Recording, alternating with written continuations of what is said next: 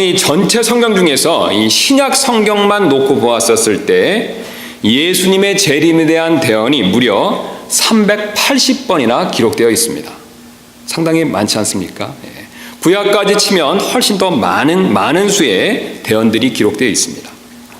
이것은 매일매일 우리에게 재림 신앙을 갖고 재림을 대비하면서 살라는 주님의 뜻으로 그렇게 이해할 수 있습니다. 그래서 과거 교회사 기록을 보면 2000년 전에 초대교회 성도들은 주님의 재림에 대한 교리를 가장 중요하게 여긴 것이 그들의 신앙의 특징이었습니다. 그래서 초대교회 성도들이 가장 생생하게 기억했던 것은 바로 주님이 다시 오신다는 그 약속이었습니다. 그래서 그들의 처음 인사말은 오늘날 우리처럼 요즘 일은 어떠십니까? 아이들은 잘 크는지요? 라는 그런 말이 아니었었습니다. 그들이 핍박의 시기에 악수를 하거나 포옹을 하면서 숨죽이며 귓속말로 전한 인사말은 바로 마라나타였습니다. 즉 우리 주여 어서 오시옵소서라는 그런 인사말을 서로에게 전했었습니다.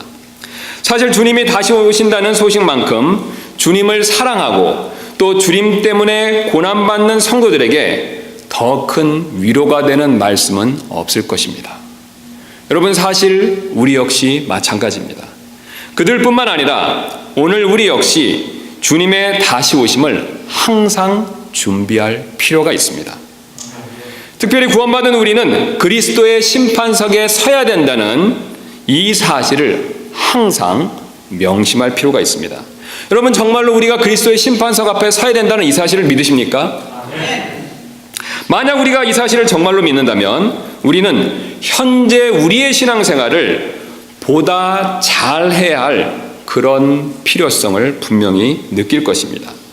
그리고 어떻게 해야 과연 신앙생활을 보다 잘할 것인가 라는 질문을 스스로 해볼 수밖에 없을 것입니다. 그런데 오늘 본문의 사도 바울이 이에 대한 한 가지 답을 우리에게 지금 분명히 가르쳐주고 있습니다. 즉 우리가 따라야 할 훌륭한 그리스도인의 특징을 오늘 우리에게 지금 분명히 보여주고 있습니다. 그러므로 혹시 여러분 가운데서 신앙생활을 현재보다 더 잘하기를 원하시는 분이 여기 계시다면 사도 바울의 이런 특징을 그런 분들은 본받을 필요가 반드시 있으실 것입니다. 그런 저와 여러분들 되시기를 주님의 이름으로 소원합니다.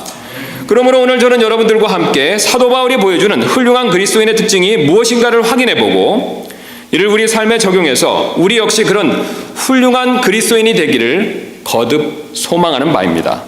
그렇다면 훌륭한 그리스도인의 특징은 어떤 것이 되겠습니까? 오늘 본문은 여러 가지 중에서도 가장 중요한 세 가지 특징을 오늘 우리에게 지금 보여주고 있습니다. 이 세 가지를 본문의 순서에 따라서 한번 살펴보도록 하겠습니다. 오늘 사도 바울이 보여주는 훌륭한 그리스도인의 첫 번째 특징은 바로 훌륭한 그리스도인은 감사하는 사람이라는 것입니다.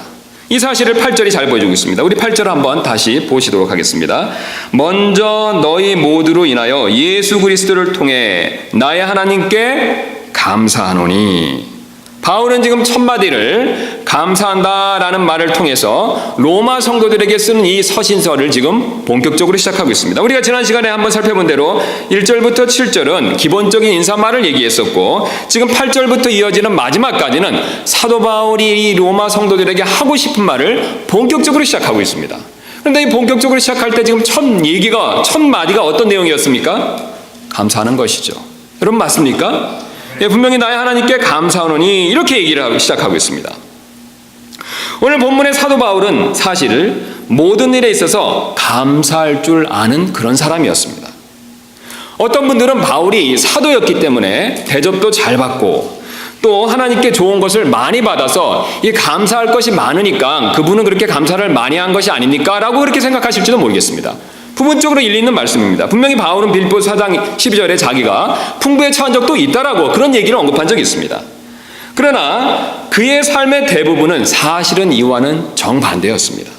그래서 우리가 잘 아시는 대로 고린도서 11장 24절부터 27절 말씀 보면 바울이 자신의 삶에서 겪었던 어려움을 다음과 같이 이렇게 토로한 적이 있었습니다. 그래서 내가 유대인들로부터 마흔에서 하나 뺀 매를 5번 맞았으며 3번 몽둥이로 맞고 1번 돌로 맞고 3번 파산을 당하여 한밤과 한낮을 기쁨 속에 있었으며 자주 여행하면서 물들의 위험과 강도들의 위험과 내동포로 인한 위험과 이교도들로 인한 위험과 도시에서의 위험과 광야에서의 위험과 바다에서의 위험과 거짓 형제들 가운데서 위험을 당하였고 또 지치고 아프고 여러 번 밤을 새우고 굶주리고 목마르고 여러 번 금식하고 추위를 당하고 헐 벗었노라. 여러분 어떻습니까? 분명히 우리 이상으로 많은 고난과 어려움을 겪지 않았습니까? 그런데 바울은 이처럼 인생에서 엄청난 고난과 어려움을 늘 당했는데도 데살로니가 전서 5장 18절에서 이렇게 말씀하고 있습니다. 우리가 잘 아시는 말씀이죠. 뭐라고 얘기했습니까? 모든 일에 감사하라. 여러분 바울이 데살로니가 서신서에서 모든 일에 감사하라 라고 말했다면 그게 정말로 그의 진심이었다면 우리가 조금 전에 살펴본 고린도 서신서에서 그가 겪은 모든 어려움에 대해서도 사실 그는 감사하지 않았겠습니까? 그는 분명히 자신이 겪은 모든 일에 대해서 감사했을 것입니다.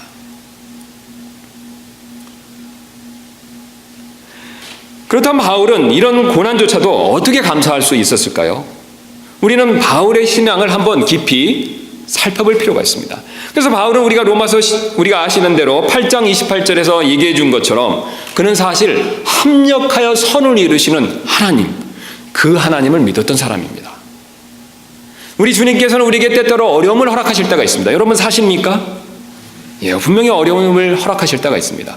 그러나 우리 주님께서는 우리에게 허락하신 그 모든 어려움을 결국은 합력하여 선을 이루시는 분이십니다. 이분이야말로 우리가 믿는 참 하나님, 모든 것을 합력하여 선을 이루시는 바로 그 좋으신 하나님이십니다. 바울은 이 사실을 철저히 믿었습니다. 그가 그렇게 믿을 수 있었던 것은 단순하게 내가 그것을 믿어야겠다라는 생각에서 그친 것이 아니라 그는 삶에서 그런 하나님을 분명히 경험했다는 것을 성경의 여러 곳을 통해서 우리에게 그가 말씀해주고 있습니다. 즉 자신이 겪은 모든 어려움이 결국은 합력하여 선을 이룰 것을 그는 체험했고 이것을 분명히 믿었던 사람이었습니다. 그래서 그는 어려운 일을 만나도 결국에는 하나님께서 그 일 너머로 합력하여 선을 이루실 것을 믿고 그 일조차도 미리 감사할 줄 아는 그런 사람이었었습니다. 여러분 한번 생각해 보시기 바랍니다. 분명히 우리에게 어려운 일이 있습니다. 여러분 맞죠? 우리는 번영신학 같은 것을 믿지 않습니다. 하나님을 믿으면 어려운 일이 없다 그렇게 생각지 않습니다. 분명히 어려운 일이 있습니다. 맞죠? 그러나 우리는 한 가지 더 믿어야 되는 내용이 있습니다. 하나님께서 그 어려움 너머로 반드시 합력하여 선을 이루셔서 좋은 것을 주신다는 그 사실을 바울처럼 우리는 분명히 믿을 필요가 있습니다. 그것을 철저하게 믿었던 바울은 그래서 오늘 본문에서 로마 성도들에게 하는 첫 마디가 바로 다름 아닌 감사였습니다. 그래서 우리가 조금 전에 살핀 것처럼 8절에 먼저 너희 모두로 인하여 예수 그리스도를 통해 나의 하나님께 감사하노니 이렇게 고백을 하고 있습니다. 먼저 감사하노니라는 말을 우리는 다시 한번 유심히 볼 필요가 있습니다. 그렇다면 바울이 감사하긴 감사하는데 구체적으로 무엇에 대해서 지금 감사하고 있을까요? 이어지는 본문이 이 사실을 우리에게 자세히 가르쳐주고 있습니다. 그래서 먼저 하나님께 감사하노니 라고 이렇게 말씀을 떼고 나서 그 다음에 이렇게 설명하고 있습니다. 이는 너희의 믿음이 온 세상에 두루 전하여졌기 때문이라. 지금 감사하는 내용이 무엇입니까 여러분? 예, 로마 성도들의 믿음 때문에 감사한다는 것이죠. 구체적으로 그들의 어떤 믿음 때문에 감사한다는 것입니까? 그들의 믿음이 온 세상에 로마 제국 안의 모든 세상에 전하여졌기 때문에 그것으로 인해서 내가 감사한다라고 그렇게 지금 고백하고 있습니다. 바울이 지금 로마 교회 성도들의 믿음 때문에 감사한 일에는 그 이유가 있었습니다. 지금 로마 교회 성도들의 믿음이 사실 크고 대단한 것으로 그렇게 좋은 방향으로 온 세상에 널리 알려져서 감사한 것은 아니었었습니다. 오히려 정반대였습니다. 우리가 그것을 알기 위해서는 잠깐 이 로마에 대해서 한번 생각해 볼 필요가 있습니다. 우리가 잘 아시는 대로 로마는 로마 제국의 수도였습니다. 여러분 맞습니까? 로마 제국의 수도였는데, 그래서 우리 관광을 가보신 분들은 더 잘 아시겠지만 로마에는 크고 화려한 대단한 것들, 그런 것들이 수없이 많은 그런 로마 제국의 중심 도시였었습니다. 그러나 안타깝게도 영적으로는 가장 타락한, 그 시대에 있어서 가장 타락한 그런 도시 가운데 하나였었습니다. 성적으로 타락했고 폭력이 난무하는 그런 도시였었습니다. 그래서 그 당시의 기록들을 보면 우리의 지금 그 수영장 같은 그런 공중 목욕탕, 공공 목욕탕을 지어놓고 그 안에서 바로 이 동성연애를 아무렇지도 않게 행했던 사람들이 바로 로마 사람들이었었습니다. 또 보신 분들은 더 자세히 아시겠지만 콜로세움이라는 큰 원형 경기장을 지어놓고 그 안에서 짐승과 사람들을 죽이면서 도시락을 먹었던 사람들이 바로 로마 사람들이었었습니다. 게다가 자신들이 정복한 나라에서 온갖 우상들이라고 하는 우상들은 다 수입해놓고 만신전이라는 큰 신전을 지어놓고 별의별 우상들을 다 섬겼던 그런 사람들이었었습니다. 한마디로 영적으로는 소돔과 고모라와 같은 그런 도시였었습니다. 그런데 여러분 놀랍게도 그런 도시에 지금 교회가 있었습니다. 지금 우리식으로 이해하기 쉽게 말씀드린다면 이 교회 이름은 아마 로마 교회지만 영적으로는 소돔과 고모라 침례 교회쯤 될 것입니다. 그것도 사도들이 세운 교회가 아니라 오순절에 회개한 이 3,000명 중 유대인의 3,000명 중에 일부인 로마에서 거주했던 유대인들이 와서 회개하고 나서 돌아가서 세운 교회인 것으로 많은 분들이 추정하고 있습니다. 여러분 그 당시로 돌아가서 한번 생각해 보시기 바랍니다. 그들은 오순절날 예루살렘에 와서 사도들의 설교 말씀을 듣고 회심해서 구원받은 그리스도인들이 됐습니다. 그리고 그들은 돌아가서 로마에서 교회를 세웠습니다. 그런데 그 당시의 교회는 어떻습니까? 우리와 같은 이런 성경책이 66권이 다 그런 것을 갖추고 있었습니까? 아니죠. 아직 성경이 다 완성되지도 않은 시대였습니다. 많이 가져야 몇 권 가지고 있을 정도였죠. 또 우리같이 어떤 인터넷이 있어서 자유롭게 어떻게 설교 말씀이나 이런 성경 공부를 배울 수 있었겠습니까? 그런 것이 없는 시대였죠. 하나님 말씀에 대해서 우리보다 적게 가지고 있었고 하나님 말씀을 배울 수 있는 기회도 적었던 그런 시대였었습니다. 게다가 이들은 사도들이 세운 교회가 아니었었습니다. 사도들로부터 직접적인 가르침을 받을 수 있는 그런 기회도 없었겠죠. 그러면 교리에 대해서 어떻겠습니까? 어떤 면에 있어서는 우리보다도 모르는 내용이 더 있을 수도 있었겠죠. 게다가 유대인과 로마인이 지금은 함께 신앙생활을 하고 있었기 때문에 잠재적인 갈등도 그 안에 있었습니다. 그래서 바울은 9장부터 11장에 그것에 대한 언급을 해주고 있습니다. 한마디로 말씀드린다면 로마 교회는 자랑할 것도 별로 없고 내세울 것도 없는 그런 교회였었습니다. 오히려 사도의 입장에서 보았었을 때는 고쳐야 할, 변화될 것이 많은 그런 교회였었습니다. 그런데 오늘 놀랍게도 오늘 사도 바울은 이들의 믿음을 바라보면서 꺼낸 첫 마디가 바로 다름 아닌 감사였습니다. 사도의 입장에서는 걱정할 것이 많은 교회였죠. 그런데 놀랍게도 그들에 대한 첫 마디가 바로 어떤 것이었냐면 감사였습니다. 여기서 우리는 바울과 같이 감사하는 사람의 아주 중요한 특징을 발견할 수가 있습니다. 바로 감사하는 사람은 부정적인 것보다는 긍정적인 것을 먼저 찾아내서 그것을 주님께 감사할 줄 아는 그런 눈을 가진 사람이라는 것을 우리는 쉽게 발견할 수가 있습니다. 여러분 한번 생각해 보시기 바랍니다. 이 잔에 지금 물이 반잔이 있습니다. 근데 긍정적으로 감사할 줄 아는 사람은 어떻게 생각하겠습니까? 물이 반잔이나 남아있네, 감사합니다, 이런 생각을 하겠죠. 그러나 부정적으로 생각하는 사람은 어떻게 생각하겠습니까? 물이 반잔밖에 없잖아 라고 생각하면서 오히려 불평을 할 수도 있다는 것이죠.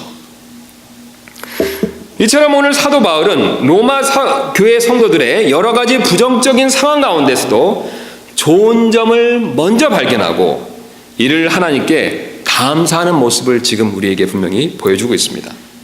어떤 분들은 바울이 지금 로마교회 성도들에게만 감사하는 것이 아니냐라고 생각하실지도 모르겠지만 그렇지 않습니다. 오히려 바울이 쓴 전체 13개의 서신서 중에서 8개의 서신서의 처음 인사말을 보면 바울이 여러 사람과 여러 교회에 감사하는 내용을 전하고 있는 것을 확인해 볼 수가 있습니다. 제가 몇 가지 예를 한번 읽어서 말씀드리도록 하겠습니다. 고린도전서 1장 4절에 바울이 이런 감사의 고백을 드린 적이 있습니다. 예수 그리스도를 통하여 너에게 주신 하나님의 은혜로 인해 내가 너희를 대신하여 항상 나의 하나님께 감사하노라. 고린도 교회에게 너희를 대신해서 하나님께 감사한다 라고 이렇게 감사의 고백을 하고 있습니다. 에베소서 1장 6절에서는 이렇게 고백하고 있습니다. 기도할 때 너희에 관하여 말하며 너희로 인해 감사드리는 것을 그치지 아니하고, 감사를 하긴 하는데 감사드리는 것을 그치지 않는다라고 그렇게 고백을 하고 있습니다. 빌립보서 1장 3절에서 내가 너희를 기억할 때마다 나의 하나님께 감사를 드리고, 빌립보 교회는 바울하고 아주 깊은 연대 관계가 있었던 교회죠. 바울이 늘 자주 생각했던 그런 교회였었습니다. 근데 그 교회를 기억할 때마다 뭐라고 고백하고 있냐면 감사했다, 너희에 대해서 감사했다 라고 이렇게 지금 우리에게 알려주고 있습니다. 또 골로새서 1장 3절에서는 우리가 너희를 위하여 항상 기도하며 하나님 곧 우리 주 예수 그리스도의 아버지께 감사를 드리면 라고 이렇게 우리에게 그 사실을 알려주고 있습니다. 또 데살로니가 후서 1장 3절에서는 형제들아 우리가 너희로 인하여 항상 하나님께 감사드려야 하나니 그것이 마땅함은 너희의 믿음이 심히 많이 자라고 너희 모두가 각각 서로에게 베푸는 사랑이 넘치기 때문이라. 디모데후서 1장 3절에서는 바울이 디모데에 대해서 다음과 같이 감사하는 내용을 우리가 발견할 수가 있습니다. 내가 밤낮으로 기도하는 가운데 끊임없이 너를 기억하므로 내 선조들 때부터 내가 순수한 양심으로 섬기는 하나님께 감사를 드리고, 빌레몬서 1장 4절에서 빌레몬에 대해서 내가 내 하나님께 감사하고 기도할 때마다 항상 너에 관하여 말함은. 여러분 어떻습니까? 바울은 분명히 항상 감사했던 사람이 맞지 않습니까? 여러분 바울이 이처럼 감사하는 모습을 보시니 어떤 생각이 드십니까? 이처럼 감사하는 모습이 훌륭한 그리스도인의 모습이다라는 생각이 드시지 않습니까? 여러분도 정말 그러셔서 만약 우리도 바울처럼 훌륭한 그리스도인이 정말로 되기를 원하신다면 우리도 바울처럼 먼저 감사할 줄 아는 그런 사람이 될 필요가 있습니다. 아무리 부정적이고 나쁜 일이 있지만 그 가운데서 감사할 것을 먼저 찾아내서 주님과 다른 사람 앞에 감사를 펼 줄 아는 그런 사람이 될 필요가 있습니다. 또 아무리 안 좋은 일이 있지만 그 안 좋은 일을 합력하여 선을 이루실 하나님을 믿고 그것에 대해서 먼저 미리부터 감사할 필요가 있습니다. 그런 저와 여러분 되시기를 주님의 이름으로 소원합니다.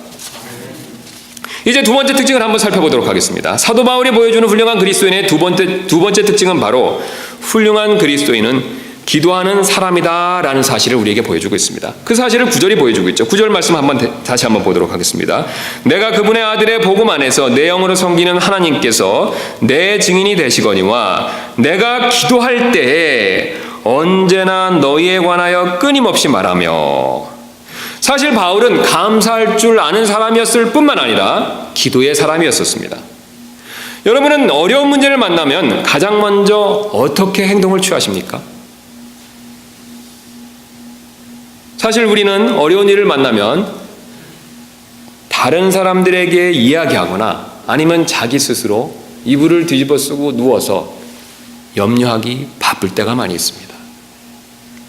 그러나 오늘 사도 바울은 자신이 염려할 일, 걱정할 일이 있었다면 그 모든 문제를 가지고 가서 주님께 말씀을 드렸던 기도하는 사람이었습니다.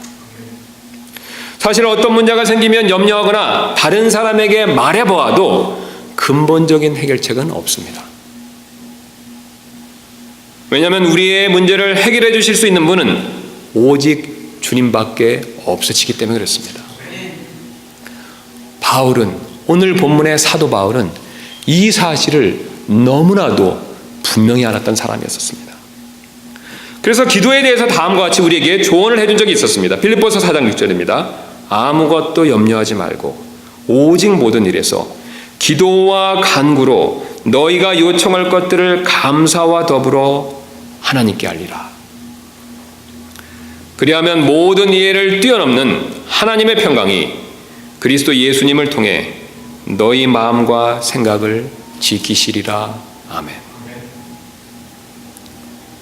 사실 바울이 하는 이 권면은 그저 말뿐인 그런 권면은 아니었을 것입니다. 자신이 기도를 통해서 이런 일을 체험했기 때문에 우리에게 그것을 알려주는 그런 권면이 된다는 뜻이 되겠습니다. 여러분 한번 바울 입장에서 생각해 보시기 바랍니다. 바울이 이런 권면을 어떻게 자신 있게 말할 수 있었겠습니까? 영감을 받아서 그냥 쓴 것이었겠습니까? 아니죠. 어떻습니까? 자신이 이런 일을요 체험해 본 적이 있었겠죠. 그는 분명히 이것을 체험해 봤습니다. 경험해 보았습니다. 그래서 우리에게 자신 있게 어려운 일이 있을 때마다, 염려할 일이 있을 때마다 주님께 가지고 나와서 기도하라라고 그렇게 지금 권면해 주고 있습니다. 게다가 바울은 쉬지 않고 항상 기도하는 사람이었습니다. 그래서 우리가 너무나도 잘 아시는 데살로니가 5장 17절에서 쉬지 말고 기도하라라고 그렇게 명령하고 있습니다. 여러분 바울이 역시 쉬지 않고 기도했기 때문에 우리에게도 이렇게 쉬지 말고 기도하라고 명령할 수 있는 것이 아니겠습니까? 이런 바울이 현재 로마 성도들을 위해서 그동안 쉬지 않고 기도해 왔다는 사실을 지금 우리에게 밝히 보여주고 있습니다. 그래서 1절 9절 말씀에 이렇게 말씀하고 있죠. 내가 기도할 때 언제나 너희에 관하여 뭐라고 말하고 있습니까? 마지막에 끊임없이 말하며, 그가 기도할 때마다 너희에 관해서 끊임없이 말하며 기도했다라고 그렇게 우리에게 알려주고 있습니다. 그런데 흥미로운 점이 여기서 발견되는데 바울은 바로 한 번도 보지 못한 로마 성도들을 위해서 이처럼 끊임없이 기도했다는 사실입니다. 우리가 여기 본문 말씀을 쭉 보시면 밑으로부터 10절부터 11절 말씀을 한번 보시면 제가 한번 다시 읽도록 하겠습니다. 어쨌든지 이제라도 마침내 하나님의 뜻에 따라 순탄한 여정을 얻어 너희가 가게 되기를 간구하노라. 내가 너희를 간절히 보고자 함은 내가 너희에게 어떤 영적 성물을 나누어 주어 너희를 굳게 세우고자 함이니. 자, 10절과 11절 말씀을 봤었을 때 또 우리가 나중에 16장 말씀을 봤었을 때 바울은 지금 로마 교회 성도들을 한 번도 본 적이 없는 것을 우리가 분명히 알 수가 있습니다. 여러분 맞습니까? 바울은 한 번도 가본 적이 없습니다. 가기 전에 이 편지를 쓴 것이죠. 그런데 그는 한 번도 본 적 없는 사람들을 위해서 어떻게 얘기하고 있습니까? 계속해서 끊임없이 쉬지 않고 기도했다라고 그렇게 지금 우리에게 그 사실을 말씀해주고 있습니다. 그리고 이 점이 사실임을 입증하기 위해서 흥미롭게도 지금 하나님을 증인으로 내세우고 있습니다. 그리고 다시 한번 9절 말씀 보시면 내가 그분의 아들의 복음 안에서 내용으로 섬기는 하나님께서 그 다음에 뭐라고 말씀하고 있습니까? 내 증인이 되시거냐. 무엇에 대한 증인이 된다고 말씀하십니까? 내가 기도할 때 언제나 너희에 관하여 끊임없이 말하며. 여러분 맞습니까? 자기가 알지도 못하는 보지도 못하는 로마 성도들에 대해서 끊임없이 기도했는데 그것에 대한 증인이 누가 되신다라고 말씀하고 있습니까? 하나님이 내 증인이 되신다라고 말씀하고 있습니다. 그런데 여기서 바울은 흥미롭게도 바울이 지금 사용한 하나님이 증인 되신다라고 했을 때 그 증인이라는 단어는 우리가 지난 시간에 살펴본 히브리서 12장 1절에 나오는 큰 구름들을 이루는 증인이라는 단어와 동일한 그 단어를 사용하고 있습니다. 즉 목격자나 관람자라는 그런 뜻으로 사용하고 있다는 것이죠. 지금 바울은 하나님께서 자신의 기도를 들으시는 분이실 뿐만 아니라 자신이 기도하는 것을 하늘에서 이렇게 지켜보고 계시는 분이시다라는 사실을 우리에게 지금 말씀해주고 있습니다. 그 구체적인 근거가 우리 요한계시록 8장 3절부터 4절 말씀에 나와 있습니다. 우리 계시록 말씀 한번 가서 확인해 보도록 하겠습니다. 지금 바울이 우리에게 아주 흥미로운 사실을 가르치고 있는데 그 내용을 한번 계시록에 가서 확인해 보도록 하겠습니다. 요한계시록 8장 3절부터 4절입니다. 3절부터 4절 말씀 제가 읽도록 하겠습니다. 또 다른 천사가 금향로를 가진 채 와서 제단 앞에 서고 많은 향을 받았으니 이것은 그가 그 향을 모든 성도들의 기도와 함께 그 왕자 앞에 있던 금제단 위에 드리려 함이더라. 자, 여러분 흥미롭지 않습니까? 한 천사가 와서 금향로를 가진 채 제단 앞에 서고 많은 향을 지금 받았는데 그가 그 향을 모든 성도들의 기도와 함께 금 제단 위에 드리려 한다라고 말씀하고 있습니다. 그 다음 그 결과가 어떤지 4절 이렇게 말씀하고 있습니다. 성도들의 기도와 함께 피어난 향의 연기가 그 천사의 손에서 나와 하나님 앞에서 위로 올라가더라. 여러분 지금 어떤 사실을 말씀해 주고 있습니까? 제가 지금 천사가 한 것을 문자 그대로 믿는다면 다음과 같이 한다는 것을 한번 보여드리도록 하겠습니다. 천사가 기도를 받아서 제단 위에서 그것을 향과 함께 이렇게 드렸더니 그 기도가 향과 함께 어떻습니까? 하늘로 올라가면서 주님 앞에 드려졌다라고 이렇게 말씀하고 있습니다.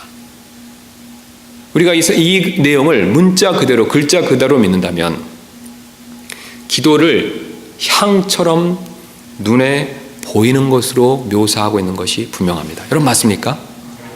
향이 올라가는 것처럼 무엇도 올라가고 있습니까? 기도도 올라가는 것이죠. 우리는 성경이 지금 우리에게 놀라운 사실을 말씀해주고 있습니다. 기도는 하나님께서 들으실 뿐만 아니라 하나님 앞에서 향처럼 눈에 보이는 것이다 라고 그렇게 말씀해주고 계십니다. 그 근거가 사도행전 10장 4절과 10장 31절에도 나오고 있습니다. 우리 사도행전으로 가도록 하겠습니다. 우리 고넬료 사건에서 하나님께서 이 천사를 보내셔서 하나님께서 그의 기도를 향처럼 눈으로 봤다라는 사실을 분명히 또한 말씀해주고 계십니다. 사도행전 10장 4절입니다.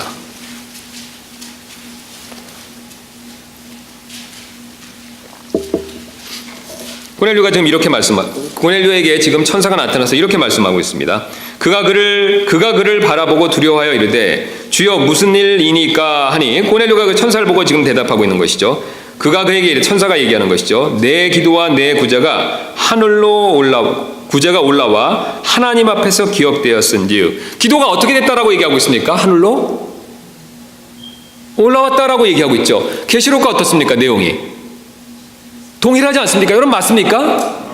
자, 그 다음에 10장 31절 보도록 하겠습니다. 그 다음 천사가 또 다음과 같이 또 자세히 말씀하죠. 밑으로 내려가서 31절 보겠습니다. 이르되 고넬료야 하나님께서 친히 보시는 가운데 내 기도를 들으시고 내 구제를 기억하셨으니 기도를 들으셨을 뿐만 아니라 그의 구제와 기도를 뭐라고 말씀하고 있습니까?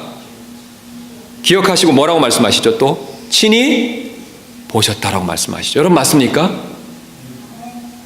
여러분 사도행전과 계시록이 동일한 것을 우리에게 말씀해주고 있습니다. 하나님께서는 우리의 기도를 들으시는 분이십니다. 여러분 그 사실을 믿으십니까? 그런데 이 성소에는 놀라운 일이 벌어진다는 것이죠. 우리가 드렸던 기도가 향처럼 눈에 보이게 하나님 앞에서 이렇게 올라간다는 것입니다. 그래서 시편 기자는 141편 2절에 이런 얘기를 한 적이 있습니다. 나의 기도가 주 앞에서 향같이 놓이게 하시며. 그리고 더 놀라운 사실은 우리의 기도를 금병에 하나님께서는 넣어두실 수도 있다는 것입니다. 계시록 5장 8절입니다. 계시록 5장 8절 한번 가서 보도록 하겠습니다. 우리 잘 아시는 대로 네 짐승과 24장로가 하나님께 영광 돌리는 내용이 5장 8절에 나오고 있죠. 그래서 5장 처음에 이제 바로 어린 양과 그 어린 양이 왕좌에 앉으신 모습을 사도 요한이 본 것을 얘기해주고, 그다음 5장 8절에 사도 요한이 이어서 본 것을 다음과 같이 말씀해주고 있습니다. 그분께서 그 책을 취하시며 어린 양이시죠. 네 짐승과 24장로가 저마다 하프와 그 다음은 유심히 보실 필요가 있습니다.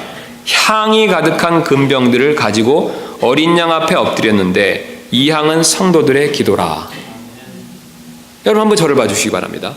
지금 24장로가 하프와 금병들을 가지고 있습니다. 여러분 맞습니까? 근데 그 금병들 안에 지금 무엇이 들어있습니까? 향이 들어있죠. 근데 그 향이 뭐라고 말씀하고 있습니까?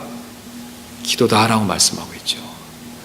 우리 하나님께서는 우리가 드렸던 기도를 향처럼 금병에 넣어두실 수도 있다라는 사실을 우리에게 지금 분명히 말씀해주고 계십니다. 우리가 성경을 문자적으로 믿는다면 이것을 부정할 이유가 아무것도 없습니다. 여러분이 정말 이 사실 믿으십니까? 성경은 시편과 사도행전과 계시록에서 동일하게 우리의 기도를 하나님께서 들으실 뿐만 아니라 보실 수도 있다는 사실을 분명히 우리에게 가르쳐주고 계십니다. 그래서 하나님께서 우리의 기도를 향처럼 눈으로 보시기 때문에 우리가 누구를 위해서 얼마나 기도했는가를 눈으로 지켜보고 계시는 증인이 되실 수 있습니다. 여러분 하나님의 입장에서 한번 생각해 보시기 바랍니다. 천사가 향을 드렸을 때, 기도향을 드렸을 때, 그 기도향이 올라올 때 하나님께서 무엇을 보고 계십니까? 누가 무엇을 위해서 얼마나 기도했는가를 하나님께서 유심히 보고 계시지 않겠습니까? 그래서 오늘 바울은 하나님께서 자신의 하는 기도에 하나님 스스로가 증인이 되신다라고 그렇게 말할 수가 있었습니다. 여러분, 바울이 사실 요한처럼 세 번째 하늘에 갔다 온 것이 맞습니다. 여러분, 그 사실 정말 믿으십니까? 그럼 요한이 본 것처럼 그도 이 사실을 어떻겠습니까? 본 적이 있었겠죠. 그가 직접적으로 얘기하진 않지만 고린도 후서에서 간접적으로 말하는 것을 보았을 때 그도 역시 요한처럼 분명히 본 적이 있었을 것입니다. 그래서 그는 하늘에서 그것을 보았기 때문에 하나님께서 자신의 기도를 들으실 뿐만 아니라 자신의 기도를 보고 계신다는 것을 알았었고 그것에 대한 증인이 되신다라고 오늘 우리에게 분명히 말씀해 주고 계십니다. 여러분, 바울의 말이 사실이라면 우리는 천사들이 성도들의 기도를 모아서 하나님께 드릴 때 내 기도는 과연 그 안에 얼마나 많이 들어있는가를 한번 정직하게 생각해 볼 필요가 있습니다. 우리가 기도를 드릴 때마다 천사가 그것을 향과 함께 모아서 하나님 앞에 드립니다. 여러분, 맞습니까? 그럼 하나님 앞에 드려질 때 모든 성도들의 기도가 하나님 앞에 올려질 때 그 기도 가운데 과연 나의 기도는 얼마나 많이 들어있는가를 우리는 한번 이 시간 정직하게 나 스스로에게 한번 물어볼 필요가 있습니다. 게다가 하나님께서는 우리의 기도를 금병들에 모아놓으셨다라는 사실을 우리가 그것을 역시 그대로 믿는다면 내 기도는 과연 24장로가 가지고 있는 그 금병 안에 얼마나 많이 모아져 있는가라는 사실을 한번 우리는 유심히 깊이 생각해 볼 필요가 있습니다. 혹시 다른 사람들의 기도만 잔뜩 그 안에 들어있고 내 기도는 겨우 보일락말락 정도밖에 없는 것은 아닌지 한번 스스로 자문해 볼 필요가 있습니다. 여러분, 오늘 주님께서는 주님 스스로와 천사들과 24장로들과 성도들이 내가 얼마나 많이 기도하는지를 유심히 지금 보고 계시다라는 사실을 우리에게 분명히 말씀해 주고 계십니다. 우리가 이 사실을 정말로 믿는다면 우리는 반드시 사도 바울처럼 기도하는 사람이 될 필요가 반드시 있습니다.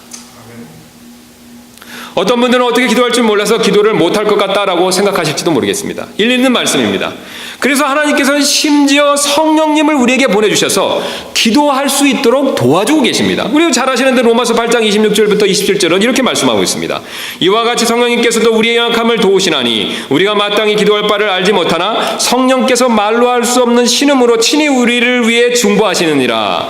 마음을 살피시는 분께서 성령의 생각이 무엇인지 아시나니 이는 그분께서 하나님의 뜻대로 성도들을 위해 중보하시기 때문이니라. 여러분, 하나님께서 성령님을 왜 보내셨습니까? 우리가 기도하지 못할 때, 우리가 기도를 어떻게 할 줄을 모를 때 우리를 도우시기 위해서 보내신 기도의 영이십니다. 여러분, 정말 이 사실 믿으십니까? 우리가 그 기도의 영에 의지해서 기도하기를 원한다면 사실 기도할 수 있습니다. 믿음이 큰 자이든지 믿음이 상대적으로 작은 자이든지 우리는 그분의 영에 의지하면 우리는 기도할 수 있습니다. 심지어는 우리가 기도하지 못할 때 그 기도의 영께서 우리 안에서 우리를 대신해서 기도해 주고 계시다라고 그렇게 말씀하고 있습니다. 그렇다면 우리는 현재 얼마나 열심히 기도하는 사람입니까? 지금 현재. 사실 바울은 만난 적이 없는 로마 성도를 위해서 계속해서 그리고 열심히 기도해 주었다라고 그렇게 말하고 있습니다. 바울의 분명히 훌륭함을 엿볼 수가 있습니다.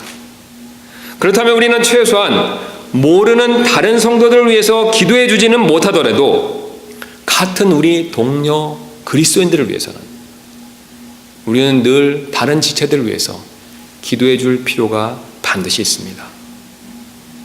여러분, 그 성도가 만약에 어떤 문제가 있다면요, 사실 내가 100번 그 사람에게 직접 말해주는 것보다 한 번 하나님께 기도하는 것이 더 큰 효과나 능력이 있을 수 있습니다. 여러분, 그렇지 않습니까? 왜냐하면 내가 말한다고 그 사람의 문제점이 고쳐지는 것이 아니죠. 우리가 사실 다른 성도들을 봤었을 때 그 성도들의 어떤 문제점을 발견할 수가 있습니다. 여러분, 그러신 적 있으시죠? 우리는 다 부족한 사람들이기 때문에 서로 문제가 있습니다. 저도 문제가 있고 여러분도 문제가 있습니다. 여러분, 맞죠? 근데 그 문제점이 발견되었다고 하더라도 그것을 내가 가서 100번 100마디 얘기한다고 사실 그것이 다 고쳐집니까? 고쳐지지 않을 때가 많이 있습니다. 하나님이 정하신 때 사용하는 것 외에는 사실 내가 아무리 가서 좋은 말로 얘기한다고 하더라도 고쳐지지 않을 때가 많이 있습니다. 그러나 우리는 그 문제를 주님께 가지고 와서 기도한다면 오히려 더 효과가 있을 수 있습니다. 왜냐하면 사람의 문제점을 가장 잘 아시고 그 문제점을 해결해 주실 수 있는 가장 유능하신 분은 바로 하늘에 계신 우리 하나님이십니다. 우리는 이 사실을 믿고 주님께 우리의 문제가 있다면, 그 사람에게 문제가 있다면 더 기도할 필요가 있습니다. 또 그 사람에게 어떤 어려움이 있다면 내가 100마디 1000마디 위로해 주는 것보다 한 번 하나님께 기도하는 것이 더 나을 수도 있습니다. 여러분 그렇죠? 왜냐하면 내가 해주는 위로 말보다는 어떻습니까? 하나님께 내가 기도를 했고 하나님이 그 기도를 들어주시고 어떤 위로하는 마음을 그 사람에게 주시면 내가 하는 1000마디 위로보다 하나님이 주시는 위로의 한마디가 어떻습니까? 더 낫지 않겠습니까? 여러분 경험해 보신 적이 있으실 것입니다. 그래서 우리가 어떤 분에 대해서 어려움이 있다면 격려하는 말에서 멈추는 것이 아니라 그분을 위해서 우리는 사실 더 기도할 필요가 있습니다. 왜냐하면 그분의 어려움을 역시 해결해 주실 수 있는 분은 바로 우리 주님밖에 없으십니다. 우리 주님만이 그분의 어려움을 잘 알고 가장 잘 도와주실 수 있는 분이십니다. 그러므로 우리도 바울처럼 서로를 위해서 그런 기도하는 사람이 될 필요가 반드시 있습니다. 이제 마지막 특징을 한번 살펴보도록 하겠습니다. 사도 바울이 보여주는 훌륭한 그리스도인의 마지막 특징은 다음과 같습니다. 훌륭한 그리스도인은 서로 만나려고 하는 사람이라는 사실입니다. 10절 말씀이 그것을 보여주고 있죠. 우리 다시 한번 본문으로 가도록 하겠습니다. 10절에 이렇게 말씀하고 있죠. 어찌하든지 이제라도 마침내 하나님의 뜻에 따라 순탄한 여정을 얻어 너희에게 가게 되기를 간구하노라. 지금 바울이 지금 뭘 얘기하고 있습니까? 네, 내가 너희에게 가기를 원한다. 너희를 만나고 싶다라고 그렇게 얘기하고 있죠. 사실 우리가 어떤 사람에 대해서 기도하게 되면 그 사람을 만나고 싶은 마음이 저절로 더 생길 때가 많이 있습니다. 여러분 맞습니까? 내가 어떤 지체가 어려움이 있습니다. 문제가 있습니다. 그래서 그 지체를 위해서 계속 기도해 주면요, 처음에는 아닐 수도 있지만 좀 시간이 지나다 보면요 그 지체를 오히려 만나고 싶은 마음이 저절로 생길 때가 있습니다. 여러분 맞죠? 바울처럼 이렇게 열심히 기도를 해줬는데 안 하는 저 지체를 만나고 싶지 않습니다. 이렇게 생각하시는 분은 거의 없습니다. 기도를 많이 해주면 오히려 반대로 그분을 만나고 싶죠. 마찬가지로 바울도 로마에 있는 성도들에 대해서 끊임없이 기도했기 때문에 그들을 사실은 더 만나보고 싶어 했었습니다. 그래서 1장 10절에 그가 얼마나 만나고 싶었냐면 이렇게 얘기하고 있죠. 어찌하든지 이제라도 마침내 너희에게 가게 되기를 간구하노라. 얼마나 만나고 싶었으면 어찌하든지 이제라도 마침내라는 그런 표현까지 썼겠습니까? 그가 거짓말하지 않는 사람이라면 그는 분명히 이 로마 성도들을 만나고 싶었던 마음이 많았다는 것을 우리는 분명히 확인해 볼 수가 있습니다. 게다가 이것이 전부 다가 아닙니다. 바울은 그들을 위해 열심히 기도했기 때문에 그들을 만나보고 싶은 이유도 있었지만 또 다른 이유로 인해서 그들을 더더욱 만나고 싶어 했다라고 그 이후에 이 사실을 우리에게 지금 가르쳐주고 있습니다. 그렇다면 바울의 또 다른 이유는 과연 무엇이 되겠습니까? 바로 하나님께서 그리스도인들이 서로 만날 때 주시는 복들이 있기 때문에 그렇습니다. 바울은 이 복들을 잘 알고 있었습니다. 그래서 이 복과 관련돼서 그리스도인들이 서로 만나야 할 이유를 11절부터 15절에 걸쳐서 지금 자세히 설명해 주고 있습니다. 그 중에서 우리가 11절과 12절 말씀을 먼저 보고 그 첫 번째 복, 첫 번째 이유에 대해서 한번 살펴보도록 하겠습니다. 그래서 그리스도인이 서로 만나야 될 첫 번째 이유는 바로 서로 만나야 서로 세워줄 수 있기 때문에 그렇습니다. 바울은 11절과 12절 통해서 이 사실을 우리에게 분명히 지금 가르쳐주고 있습니다. 내가 너희를 간절히 보고자 함은 내가 너에게 어떤 영적 선물을 나누어 주어 너희를 굳게 세우고자 함이니. 여러분 어떻습니까? 바울이 지금 만나고자 하는 이유를 분명히 가르쳐주고 있죠. 여러분 맞습니까? 예, 무엇을 위해서 만나고자 했다라고 말씀하고 있습니까?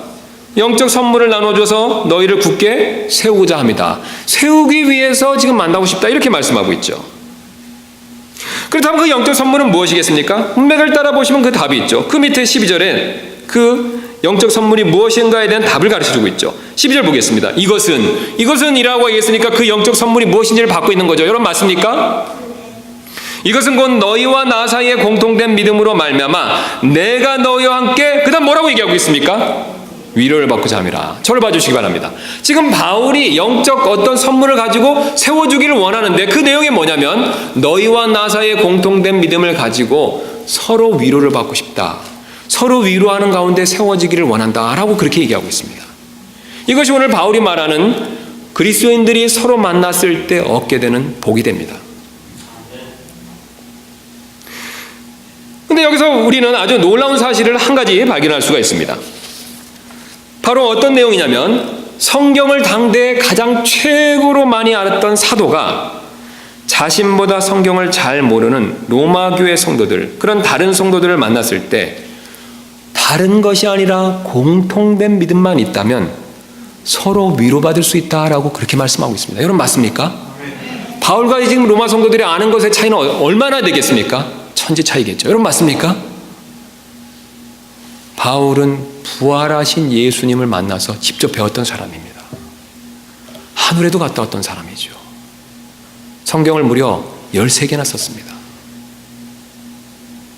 하나님과 그리스도에 대해서 그 당시 사람들 중에서 가장 많이 알았던 사람입니다. 또 가장 영적이었던 사람이죠. 그와 같이 거룩한 사람이 드물었습니다. 지식이라면 지식에서, 영적인 능력에 있어서는 영적인 면에 있어서는 그 영적인 면에 있어서, 게다가 그는 기적도 행할 수 있는 그런 사람이었었습니다. 그런데 그 위대한 사도가 로마 성도들과 단지 서로 공통된 믿음만, 그것만 있다면 자신도 그들을 위로해 줄 수 있고 그들로부터 자신도 위로를 받을 수 있다라고 이렇게 말씀하고 있습니다. 여러분 정말 놀랍지 않습니까? 성도 간에 공통된 믿음만 있다면 서로 위로받을 수 있습니다. 하나님이 이 복을 그리스도인들이 서로 만났을 때 주시겠다라고 지금 그것을 약속해 주고 계십니다. 바울은 이 복을 알고 있었습니다. 그래서 그 복을 얻기 위해서 내가 꼭 여러분을 만나고 싶다라고 그렇게 말씀하고 있습니다. 그래서 믿음이 크든지 적든지 상관없이 공통된 믿음만 있다면요, 서로 만나서 위로받을 수 있다는 사실을 보여주고 있습니다. 왜냐하면 그리스도인은 큰 자나 작은 자나 그리스도 안에서 둘이 아니라 하나이기 때문에 그렇습니다. 여러분 우리 한번 몸을 생각해 보시기 바랍니다. 이 몸 안에 강한 지체도 있죠. 맞습니까? 이 주먹은 얼마나 강합니까? 그러나 이 손목은 얼마나 또 약합니까? 몸 안에 강한 지체와 약한 지체가 있듯이 교회 안에서도 역시 마찬가지입니다. 어떤 분들은 교회는 믿음이 강한 사람만 필요하다라고 생각하시는데 전혀 그렇지 않습니다. 사실은 약한 자도 필요하다는 것을 오늘 사도 바울을 통해서 하나님께서 우리에게 알려주고 계십니다. 왜냐하면 하나님께서는 그 약한 자, 그 연약한 자를 통해서도 강한 자에게, 믿음이 큰 자에게 위로를 주실 수 있기 때문에 그렇습니다. 여러분 이 사실을 우리는 믿어야 됩니다. 바울은 이 점을 분명히 알고 있었습니다. 여러분 집안을 한번 생각해 보시기 바랍니다. 집안에 갓난아기가 태어났다면요, 그 아이는 당장 태어나서 집안일에 기여하는 바가 없습니다. 그렇죠? 청소를 하는 게 있습니까? 돈을 벌어오는 게 있습니까? 엄마 아빠를 도와주는 일이 있습니까? 아무것도 하는 게 없죠. 여러분 맞죠? 맞죠? 예. 그런데 오히려 그 갓난아기가 사람들의 신경 쓰게 만드는 어려움을 줄 수도 있죠. 그런데 그럼에도 불구하고 다른 가족들은 그 갓난아기를 볼 때마다, 그 아기가 빵꾸 놓는 것을 볼 때마다 사실 위로를 받습니다. 여러분 맞습니까? 아이가 하는 것은 다른 것이 없습니다. 그저 자신을 보아주는 다른 가족을 볼 때, 빵긋 웃어줄 때 사실 다른 가족들은 그것을 통해서 위로를 받을 수 있습니다. 아기가 기르는 것이 힘들다고 차라리 아기가 없는 것이 좋겠다라고 생각하는 그런 가족은 없습니다. 어떤 한 집안이 정말로 가족다운 맛이 나려면 나이든 할아버지부터 어린 아이까지 모든 사람들이 있는 것이 필요합니다. 여러분 맞습니까? 부부만 둘만 있는 것보다는 할아버지도 계시고 어린 아이도 있는 것이 더 가정다운 맛이 나지 않습니까? 여러분, 교회도 마찬가지입니다. 믿음이 큰 자나 작은 자가 함께 있어야 서로 위로가 되고 교회다운 맛이 난다라고 주님께서 오늘 그렇게 말씀해 주고 계십니다. 여러분, 저를 포함해서 여기 모든 분들이 다 믿음이 강한 자입니다. 그럼 분위기가 어떨까요? 재미가 없겠죠. 예. 실수나 부족함이 용납이 안 될 것입니다. 그리고 아마 어떤 경쟁심이 생겨서 서로가 서로를 질투할지도 모릅니다. 그러나 여러분, 하나님께서는 교회를 그런 사람들만 있으라고 하시지 않으십니다. 약한 자도 허락하신다는 것이죠.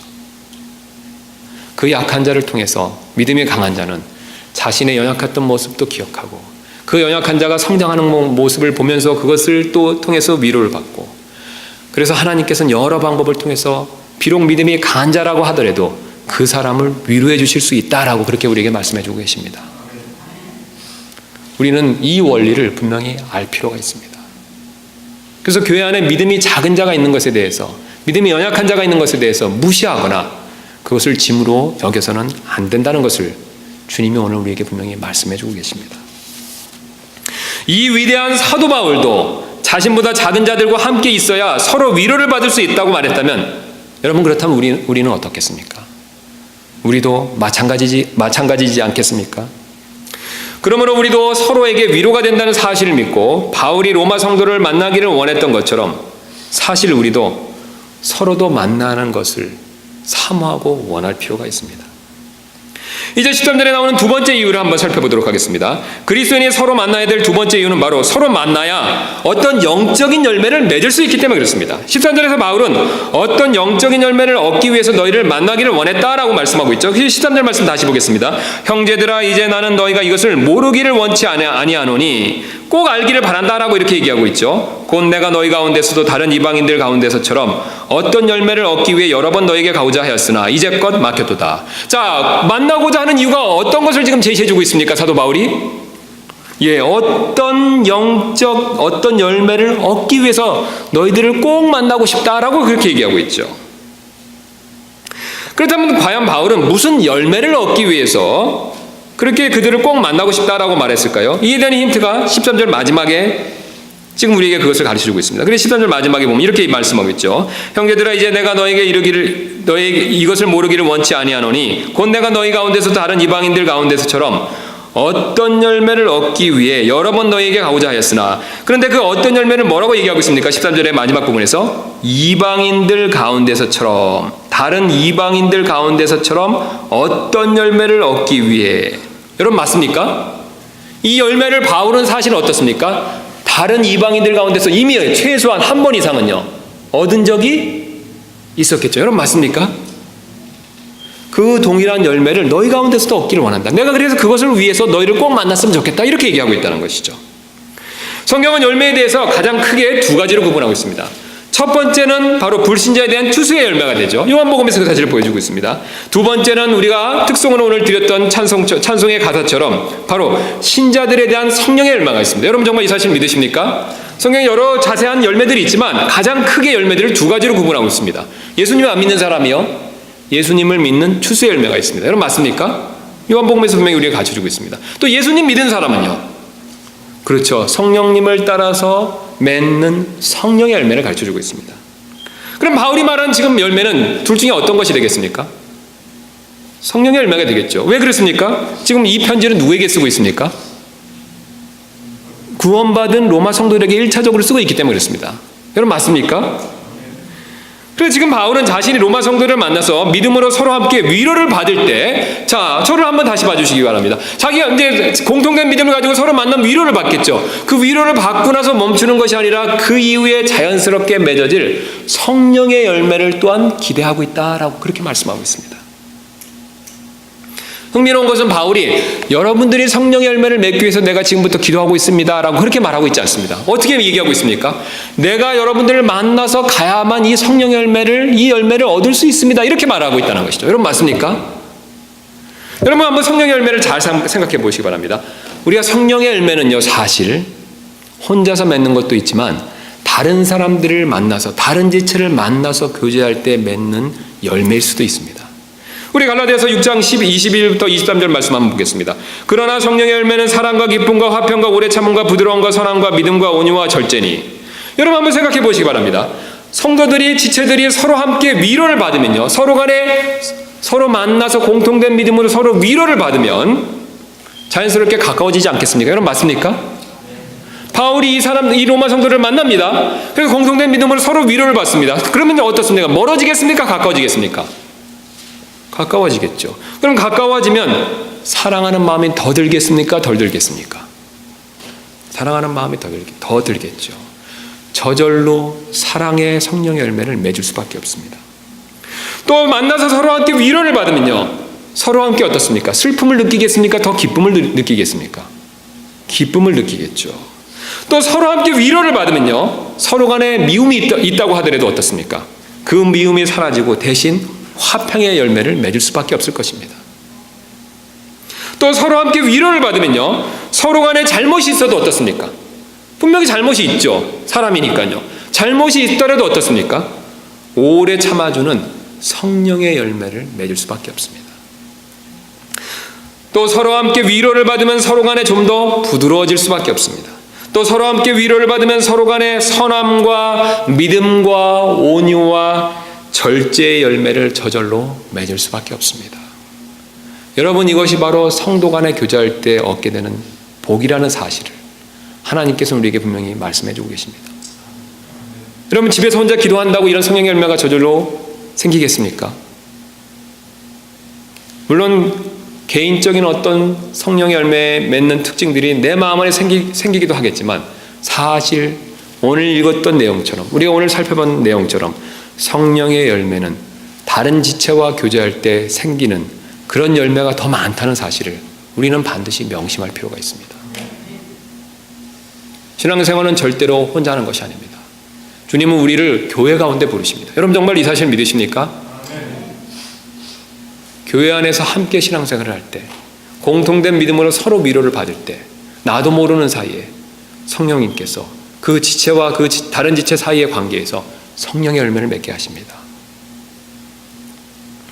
바울은 이것을 알았기 때문에 로마 성도를 꼭 만나려고 했다는 것을, 우리에게 지금 그것을 보여주고 있습니다.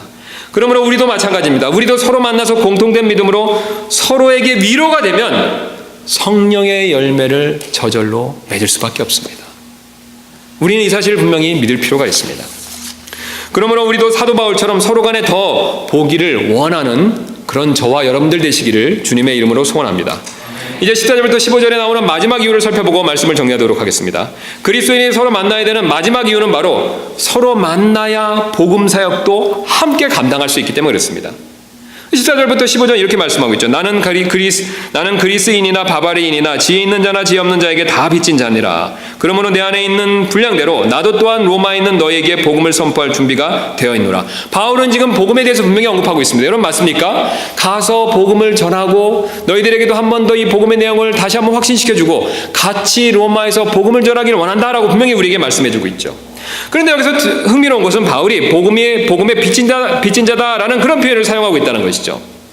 여기서 바울이 빚진 자다라는 뜻은 다음과 같습니다. 제가 한국에서 한 번은 주중에 저와 성경 공부를 하는 어떤 성도분이 저한테 이렇게 헌금을 한번 맡기신 적이 있었습니다. 지난 주일에 그분이 나오시질 못했기 때문에 헌금을 못 내서 저한테 이렇게 헌금을 건네주시면서 이 헌금을 맡는 분들한테, 재정을 담당하시는 분들한테 이것을 전해주십시오라고 그렇게 한번 헌금 봉투를 제가 받은 적이 있었습니다. 제가 그분한테 빚진 것은 아니지만 그 받은 돈을 다른 분한테, 교회 분들한테 전해드려야 됐기 때문에 그 봉투가, 헌금 봉투가, 그 안에 있는 돈이 저에게는 빚으로 여겨졌습니다. 여러분 맞습니까? 제가 그분한테 빚진 것은 아니지만 그것을 어떻습니까? 다른 사람들에게 전해줘야 되기 때문에 그것이 저에게 빚과 같은 그렇게 작용했다는 것이죠. 여러분 복음도 똑같습니다. 복음은 누가 주셨습니까? 하나님께서 우리에게 주셨죠. 여러분 맞습니까? 그 복음을 내가 마음으로부터 믿었습니다. 그래서 구원받았습니다. 여러분 맞습니까? 자, 그럼 복음을 다시 하나님께 돌려드리는 것을 하나님 원하십니까? 아니지요. 예. 이 복음을 누구에게 줘야 됩니까? 동료 그리스도인들에게 또 줘야 됩니까? 아니지요. 누구한테 줘야 됩니까? 믿지 않는 사람들한테 줘야죠. 그런 면에서 오늘 바울은 자신이 복음의 빚진 자다라고 그렇게 설명하고 있는 것입니다. 여러분 정말 저 다 구원 받으셨습니까? 복음이 여러분 마음판 안에 새겨져 있으십니까? 여러분 그렇다면 저와 여러분은 바울의 고백처럼 우리도 복음의 빚진 자입니다. 이 빚을 누구에게 갚아야 되겠습니까? 우리 주변의 불신자들에게 이 복음의 빚을 갚을 필요가 있습니다. 그러기 위해서는 최소한 우리는 함께 모여서 복음 사역을 감당할 필요가 있습니다. 그 위대한 사도 바울도 로마 교회 성도들과 함께 복음 사역을 하기를 원했다라고 오늘 그렇게 말씀하고 있습니다. 바울은 뒤에 로마서 16장에서 그 사실을 더 분명하게 보여주고 있습니다. 그 위대한 바울도 로마 성도들과 함께 복음 사역을 감당하기를 원했다면 그보다 못한 우리는 어떻겠습니까? 우리도 함께 모여서 함께 복음 사역을 감당할 필요가 있지 않겠습니까? 하나님은 오늘 이 사실을 우리에게 말씀해 주고 계십니다. 이것이 교회가 존재하는 가장 중요한 목적 중에 하나가 됩니다. 우리는 지금까지 사도 바울이 보여준 훌륭한 그리스도인의 특징을 살펴봤습니다. 훌륭한 그리스도인은 감사하는 사람이었고 훌륭한 그리스도인은 또한 기도하는 사람이었습니다. 또 훌륭한 그리스도인은 서로 만나려고 하는 사람이었습니다. 또 그 중에서도 특별히 우리는 서로에게 감사하고 서로를 위해 기도해 주기 위해서 서로 만나려고 하는 사람이 되어야 된다라는 사실을 중점적으로 살펴보았었습니다. 왜냐하면 바울은 서로 만났을 때 우리가 얻을 수 있는 복을 마지막 부분에서 강조해서 여러 번 우리에게 말씀해 줬기 때문에 그렇습니다. 한 번은 무디 목사님이 자신의 교회에 어떤 사람을 찾아가서 교회에 나올 것을 권유한 적이 있었다고 합니다. 그러자 그분이 교회에 안 나가도 신앙생활만 잘하면 되지 않습니까? 라고 오히려 무디 목사님한테 반박한 적이 있다고 합니다. 그러자 무디 목사님은 벽난로에서 이글이글 타고 있는 석탄 덩어리들을 집게로 꺼내서 이렇게 따로따로 땅에 놓았다고 합니다. 그러자 그렇게 잘 타던 석탄 덩어리들이 불이 점점 약해지더니 마침내 시커먼 석탄 덩어리가 되고 말았다고 합니다. 그리고 무디 목사님이 그분에게 이렇게 말씀했다고 합니다. 아무리 열심히 있고 신앙이 좋아도 교회에서 떨어지면 이 꼴이 되고 맙니다. 혼자 믿는다는 것은 불가능합니다. 그런 자에게는 성령의 뜨거운 역사가 없습니다, 형제님. 여러분, 이 말은 사실입니다. 아무리 믿음이 좋아도 함께 모여서 기도하고 아무리 믿음이 좋아도 서로 공통된 믿음으로 위로를 받지 못한다면 그 신앙은 결국 약해질 수밖에 없습니다. 그래서 하나님께서 우리에게 교회를 두시고 서로 이렇게 감사할 수 있는 지체들도 주셨습니다. 여러분 정말 이 사실을 믿으십니까? 우리가 혼자서 신앙생활 잘할 수 있다면 왜 굳이 교회를 주셨겠습니까? 하나님은 어떤 복들은 교회를 통해서만, 하나님은 어떤 축복들을 우리 지체들을 통해서만 주실 때가 있습니다. 우리 개별적으로 개개인적으로 주시는 복도 분명히 있지만 오늘 최소한 바울이 말했던 이런 복들은 교회와 교회 안에 있는 지체들을 통해서만 주실 때가 있습니다. 특별히 어떤 복들은 교회 안에 믿음이 약한 지체를 통해서 그렇게 주실 수도 있습니다. 우리가 정말 이 사실을 믿는다면 우리는 모이기를 위해서 힘써야 되고 또 서로가 서로를 위해서 기도할 필요가 있습니다. 이런 저와 여러분들 되시기를 주님의 이름으로 축원합니다. 우리 잠깐 눈을 감고 기도하시는 시간 갖도록 하겠습니다. 우리 오늘 말씀을 들으시고 서로 모이기를 힘쓰시고 또 서로에게 감사하는 사람이 되게 해달라고 우리 잠깐 기도하는 시간을 갖도록 하겠습니다.